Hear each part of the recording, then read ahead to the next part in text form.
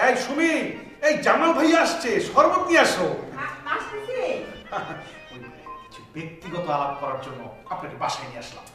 বেশ ভালো কথা, কিন্তু এই কথাগুলো তো আমরা আমার আমার দোকানে বসে বলতে পারতাম। আরে জামাল সাহেব, দোকানে অনেক বাইরের মানুষ না, ব্যক্তিগত আলাপ কি বাইরের মানুষের সামনে করা যায়? এই কারণে আপনাকে বাসায় নিয়ে আসলাম, ঠান্ডা মাথায় যাতে আলাপ করতে পারি। এই যে শরবত চলে আসছে, শরবত দাও, শরবত দাও। ভাই নেন, শরবত নেন। খাওয়া দাওয়া পরে করা যাবে, তার আগে বলুন যে আমাকে এক প্রকার জোর করে আপনাদের বাসায় কি জন্য নিয়ে এসেছেন সেই কথাটা আগে আমাকে একটু বলুন প্লিজ। আমার বোন রাগ করে বাসা থেকে বের হয়ে গেছে। আপনার বোন রাগ করে চলে গেছে, তো আমি কি করব? ভাই আসলে কি এলাকার দুই একজন দেখেছে আপনার বাসায়ও আছে। আমার বাসায়? আপনারা কার কথা বলছেন? আমার বোনের নাম ইতি। ইতি? হ্যাঁ, ইতি নামে একজন আমাদের বাসাতে আছেন।